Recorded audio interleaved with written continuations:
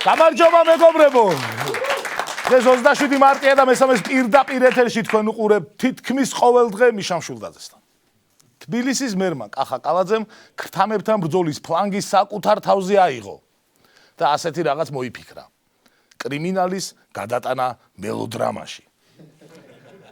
კალაძის განცხადებით თუ რომელიმე თანამშრომელს დახმარება სჭირდება, იგი მზადაა ხელშეწყობისთვის, ოღონდ ქრთამი არ აიღონ. აი სხვისი არაფერი მოგინდეთო. უცხო კაცს არც არაფერი გამოართვათ, არც არაფერი გამოძალოთო. აი ეგეთი რაღაცები ხდება სტომის წინ უძინართამზეს რომ უყურებ. ანუ მერია თანამშრომლებს თავაზობს ქრთამს, ქრთამის არაღების სანაცვლოდ. და ისევ ყველაზე დაჩაგრულები ისინი არიან, ვინც პატიოსნად მუშაობდა და არც აპირებდა ქრთამის აღებას. ადრე ცესხის პატიოსანი გადამხდელები დაჩაგრეს. ახლა პატიოსანი თანამშრომლები. რაღაცნაირი მეთოდია. ცალკე საკითხია, როგორ უნდა მოხდეს რეალობაში ყველაფერი ამის აღსრულება. როგორ უნდა უთხრას მერიის გაჭირვებულმა თანამშრომელმა კალაძეს, რომ ქრთამის ვარიანტი აქვს და თან ტელევიზორის განმადებაც გადასახდელია და აი რა ქნას. როგორ უნდა? აი ერთი ირანელი დაშენებაში ფულს იხდის და იქნებ თქვენ მომცეთ იმის ნახევარი მაინც. რომ ქრთამი აღარ ავიღო და არ შევარცხინო ის ხალხი, ვინც მენდოდა აქ დამნიშნა, შეიძლება განცხადება დაწერონ ასე. და კახი ძალიან ლამაზი საფულიდან ამოიღებს ქეშს. და მე ინსტაგრამზე დაპოსტავს #არაქრთამს. გარდა ამისა, მთავრობის სდომაზე კალაძემ ტაქსების ტრაფარეტით წარადგინა. შეგახსენეთ, რომ A კატეგორიის ტაქსებმა მანქანაც უნდა გადაღებონ თეთრად და ეს ტრაფარეტიც დაიყენონ. დღეს პარლამენტის წინ ტაქსისტების საპროტესტო აქცია გაიმართა. ანუ ხვდებით ხო რა აზრის არიან თავად ტაქსისტები ამ ყველაფერზე. აქციაში ამჩნია შალვა ნათელაშვილმა და რა თქმა უნდა მიუერთდა. ნათელაშვილი ტაქსის მძღოლებს მოუწოდებს ბიძინა ივანიშვილი შიდა პატიმრობაში აიყვანონ. ანუ ტაქსებით შემოერტყან მის რეზიდენციას და შიდა პატიმრობაში აიყვანონ. რამდენად შეწუხდება ამით ივანიშვილი ან რამდენად მოახერხებს ნათელაშვილი მძღოლების მობილიზებას არ ვიცი, მაგრამ მაგარი საათილო კი იქნება. ბიძინა ივანიშვილს ათასობით ტაქსი რომ ელოდება საფთან, მაგრამ არც ერთს არსად არანაირ თანხად რომ არ მიხავს. თან იმ სახში გამოკეთვა რანაირი შინაპატიმრობა მე არ ვიცი, ეგ კაცი არც არასდროს აპირებდა იქიდან გამოსვლას. ჩვენ ვიქნებით გარე პატიმრობაში. ეგ იქნება და ეგა. და თანაც შალვას გეგმის აბსურდი იმაშიცაა, რომ აპირებს ეზოს კარი ჩაუკეტოს ერთადერთ ადამიანს ქვეყანაში, რომელსაც ეზოში ერთ მფრენები უდგას. საბოლოოდ ტაქსისტების აქცია პოლიციამ დაშალა და ერთი მონაწილე დააკავეს კიდეც. შინაგან საქმეთა მინისტრი ალბათ ამაყად უყურებდა ამ ყველაფერს და ფიქრობდა, როგორ არ ცხვენიათ ამ ტაქსისტებს. ტაქსის გამო შეიძლება ამ ხელა ამბის ატეხვა. შეხედეთ ამ კარვებში ხალხი წელიწადზე მეტია რას აპროტესტებს აქ და თქვენი გადაღება რა გახდა მართლა და მართლა. 800 ლარი ჯდება 100 ლარიან ვაუჩერს გირიგებ, ტრაფარეტსაც უფასოდ გაძლევ და მეტი რა გინდა? სადეტენებით თქვენი 700 ლარიანი დრამით. ეს იყო რუბრიკა გახარიას თვალით. ოღონდ რო გვიპაჭუნებს იმით არა, მეორით რო გვითვალთვალებს იმით. ახლა კი რუბრიკა დაბალი ეკონომიკური ზრდა მთავრობასაც აზიანებს. არჩილ თალაკვაძის სახლის შემდეგ გიორგი ქობულიას სახლიც გაქურდეს. ასე თუ გაგრძელდა, მალე ალბათ მთავრობა ყველაფერს გააკეთებს, რომ საქართველოს ეკონომიკა მინიმუმ 10%-ით გაიზარდოს, თორემ ძალიან შევაწუხეთ უკვე ღარიბებმა. ამ საკითხთან დაკავშირებით ქობულიას კითხვა ტელეკომპანია რუსთავი 2-მა დაუსვა. ქობულიამ განაცხადა, ეს ჩემი პირადი ცხოვრებაა და არ უპასუხა არაფერი. არა ბატონო გიორგი, ეგ ჩვენი ყოველდღიური ცხოვრებაა. გარდა ამისა, საჯარო პირი ხარ და შესაბამისად თქვენი სახლის გაქურდვის მიმართ არსებობს საჯარო ინტერესი. კრიმინალის დონის ზრდა ყველას გვაშფოთებს. პირადი ცხოვრება სხვა რაღაცაა. პირადი ცხოვრება ის არის, ყველას რომ ნანახი გაქვთ და 4 საწყალი ბავშვი რომ ყავთ დაჭერილი.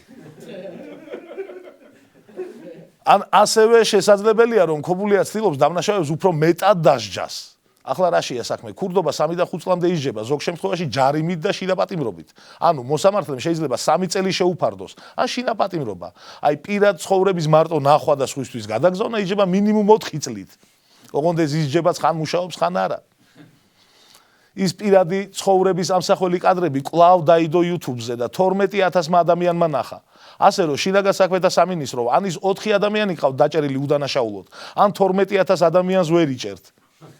ორივე შემთხვევაში ცუდად მუშაობთ ძალიან. ახლა კი ის სახელმწიფო დაწესებულება, რომელიც რომ მუშაობს უკვე ეგაა ცუდი. რუბრიკა წამოწოლილი კაცის განცხადება. საპენსიო ფონდის გაკოტრება არის გამორიცხული. განაცხადა საპენსიო ფონდის დირექტორმა და გვერდი იცვალა. უკვე დაგროვილ ფულზე. მე მგონი ეს მართლა ძალიან აშკარა ფაქტია. როგორ უნდა გაკოტრდეს? ყოველთვე დასაქმებულების 6% შედის საპენსიო ფონდში. აი როგორ უნდა გაკოტრდეს? კიდევ ერთი ფინანსური მაიმუნობა, ოღონდ გაცილებით მცირე მასშტაბებით საფინანსო ორგანიზაცია ჯაბა კრედიტში დაფიქსირდა. რამდენიმე თვეა გახსნილი ანამბრებიდან მოქალაქეები ვერც პროცენტს იღებენ და ვერც შეტანილ ფულს იბრუნებენ. ამ დაპირისპირებაში კი უცებ გაირკვა, რომ კომპანიის მფლობელი არასრულწლოვანია. ჯაბა კრედიტის მეპატრონეს თავისი არასრულწლოვანი შვილი მფლობელად უკვე 2 წელია, რაც დაუნიშნავს. ანუ ჯაბა კრედიტი უკვე 2 წელია და ჯაბოვიჩ კრედიტი გახდა. ისე ხვდებით ხო, რომ ამ ქვეყანაში შეგიძლია საკრედიტოში მიხვიდე და სანამ ხელშეკრულებას ხელს მოაწერთ, კითხო, უკაცრავად, თქვენს უფროს მათემატიკაში პროცენტები უკვე გავლილი აქვს? და თან ხუმრობა არ იყოს. დღეს რუბრიკაში ერთი ვიდეო რუსეთიდან ვნახავთ თუ რა შეიძლება მოხდეს, როდესაც ქვეყანას, რომლის ერთ-ერთი ეროვნული სათამაშო ვანკას ტანკას თოჯინა ინტერნეტს გაუთიშავ.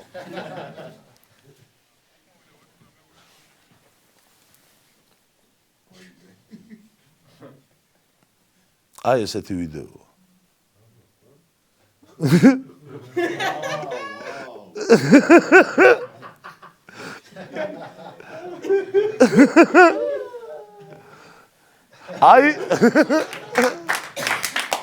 აი ასეთ ქვეყანას ყავარ დაპყრობილი ძვირფასო ტელემაყურებელი. ახლა კი რუბრიკა კიდევ ერთი დალევის მიზეზი ნოემბერში. ნოემბერში ცოტა არ არის ამბები. ნოემბერში საქართველოს ევროსაბჭოს პრეზიდენტი ქვეყანა გახდება. ხო. ოღონდ არ გეგონოთ რომ განარამე კარგი ვქენით არამე დამსახურების გამო მოგწეს. არა, უბრალოდ ჩვენი რიგი მოვიდა. ეგეთი წესია იქ. ამგვარად დასავლეთი თავისკენ გვეკაჩება, რუსეთი თავისკენ, ჩვენ კი ვართ გაწყვეტაზე. ანუ აწი მთელი ქვეყანა ევროპის ოდნავ ზემოთ ვიდგებით, როგორც პრეზიდენტები. სალომე კი ჩვენზე შინშილებზე და შესაბამისად ევროპაზეც აწი უკვე მაღლა იდგება. იქით მიშა სააკაშვილს გაუსკდება გული, მთელი ქვეყანა პრეზიდენტი ვიქნებით მაგის გარდა.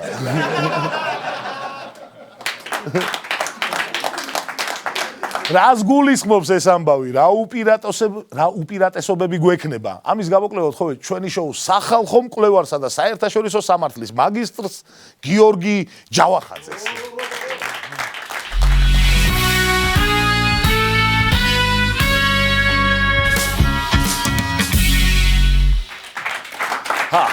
გამარჯობა ჯავა.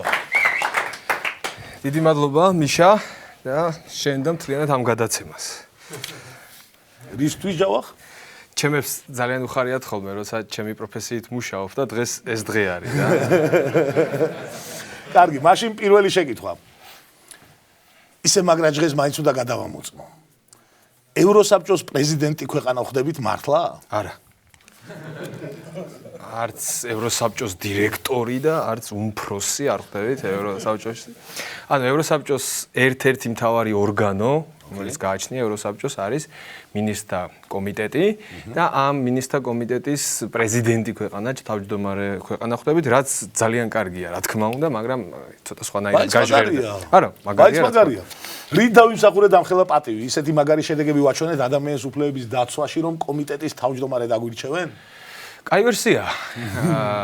ანუ მოგვიწია, ანუ F-ია, ეხა F-ზე ვართ გაჩერებული. ინგლისური ანბანის მიხედვით მოდის, F-ზე ვართ და ფინეთია, ეხა პრეზიდენტი. ფინეთს შეცვლის საფრანგეთი, საფრანგეთს შევცვლით ჩვენ ნოემბერში, ჩვენ შემდეგ მე ესე წამოვა 6 თვეში ერთხელ იცვლება თავმჯდომარე ქვეყნები. და 6 თვე ეხა მე ჯიზე რომ მივალთ, მე ჯორჯია იქნება და ესე. 6 თვე ცოტა არ არის.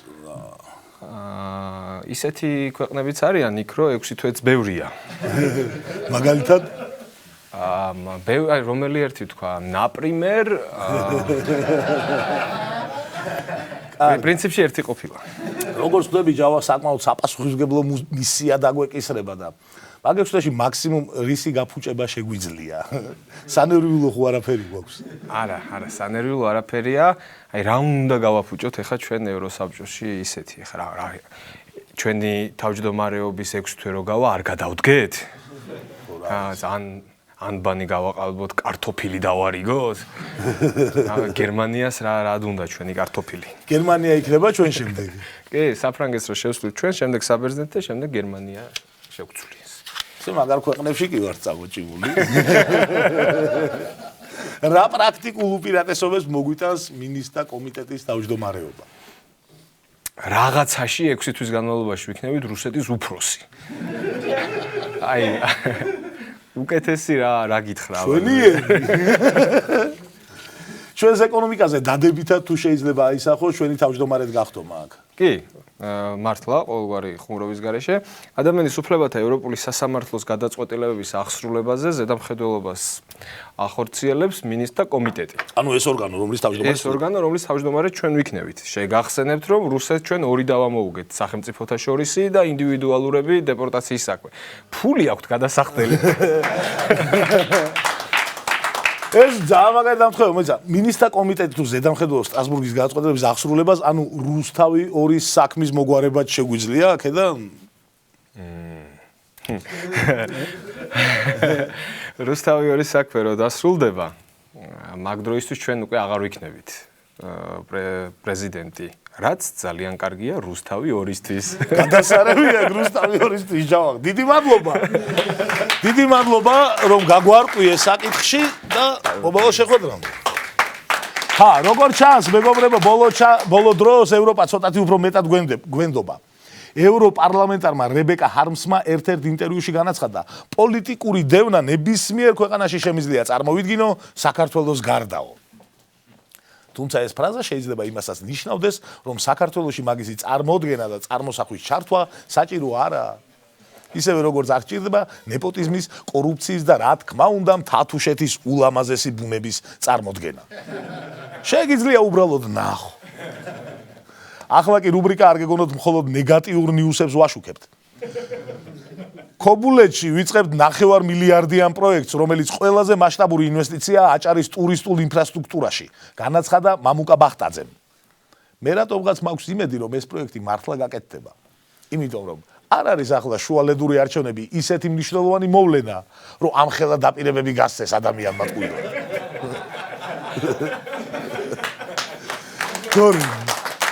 2020-თვის კი ველოდები ქუთაისის ტექნოლოგიური უნივერსიტეტის მშენებლობის საიუბილეო მე-10 დაწყებას. და ბოლოს სპორტის ახალი ამბები დღესაც არ გვექნება. წაგებულზე გადაობა ან ლუზერების ხვედრია ან ლიდერების და ჩვენ არც ერთი გვინდა ვიყოთ და ვერც მეორე ვართ ჯერჯერობით. ამიტომ არაფერსაც არ გეტყვით. აი რომ მოვიგებთ, მერე ვიღადაოთ. მანამდე ვარჯიში კროსების სტანდარტულების დახვეწა. დღეისათვის ეს იყო და შევხვდებით ხოლმე 20 საათსა და 20 წუთზე მესამე პირდაპირ ეთერში. ახლავდის მეგობრებო, დიდი მადლობა რომ გვიყურეთ. თითქმის დემოკრატიული, ოდნავ თეოკრატიული, საკმაოდ პერსპექტიული და თითქმის ევროპული ქვეყნის თითქმის ყველა საინტერესო ამბავს ხოვრების რიტმის განცდის ხურვილის საღამოს.